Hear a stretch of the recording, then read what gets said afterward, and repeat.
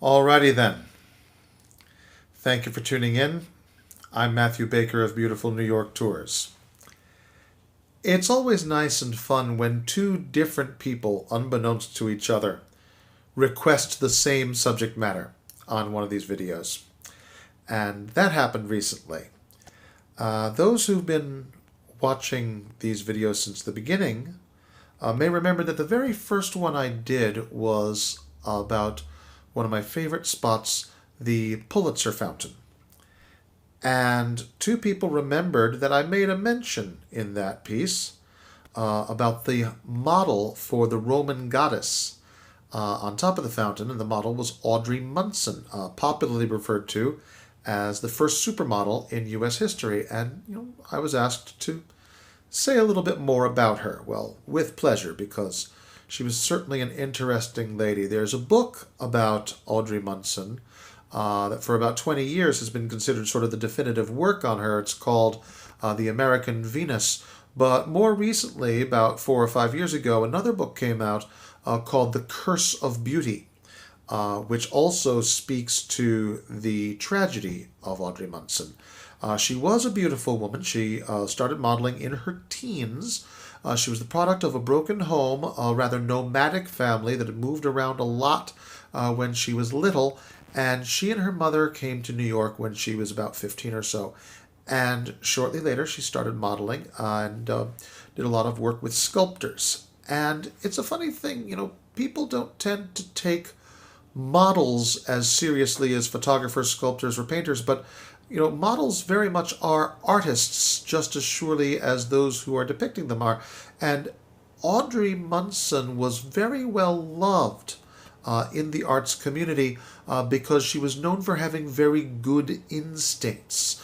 You didn't have to tell her very much before she came up with good ideas of her own. The example I like to use is one of the many sculptures. It's about 12 or 13 public statues that Audrey Munson modeled in New York City, and that's not counting all of the other public statues throughout the country. She is on state houses and state capitol buildings from Wisconsin to South Carolina. But here in New York, one of the great ones is at the top of the municipal building down in the Civic Center. She is the statue of civic fame or civic pride. It goes by both names. And the way I always like to say it is, a sculptor could basically say, Audrey, be civic fame. And she would know what to do. She would come up with her pose ideas and such. And that is what you get from an artist with good instincts who is on the other side of the canvas or the lens or the stone, what have you. But Audrey Munson was, in the most tragic sense, the Jodie Foster of her day. What do I mean by that? She and her mother lived in a boarding house run by a landlord named Dr. Wilkins. And Dr. Wilkins, you might say, was the John Hinckley of his day. He was completely infatuated with Audrey Munson. She had given him no encouragement on the subject, barely knew him. I believe she testified that they had never exchanged more than a smile and a casual hello while passing in the stairway or the hall. And he had taken it into his head that he needed to be free to marry her, so he murdered his wife. And this was horrifying to Audrey, that she could inspire such terrible action. Well, he stood trial. He was sentenced to death. He cheated the hangman by committing suicide in his prison cell. But Audrey Munson's connection to this sordid, lurid case absolutely destroyed her socially.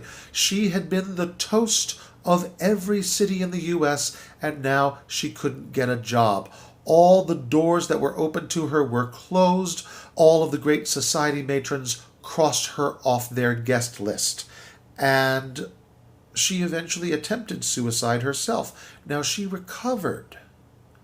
but was never the same. She was in constant irrational fear of persecution and lapsed into depression and mental health issues. Shortly before her 40th birthday, Audrey Munson was placed in an asylum by her mother. And she lived there in that condition until the age of 104. As horribly sad as Audrey Munson's life was, she achieved the noblest ambition of any artist, and that is to make millions of people happy through her work. And Audrey's work, like all good art, lives forever. Once it is safe to travel and come to New York, I would love to show you every statue for which Audrey Munson modeled. If you would like to see them, please check me out at Beautiful New York Tours. You can search Beautiful New York Tours on Facebook or email me at baker.tours@yahoo.com. Again, that is baker.tours@yahoo. Thank you very much.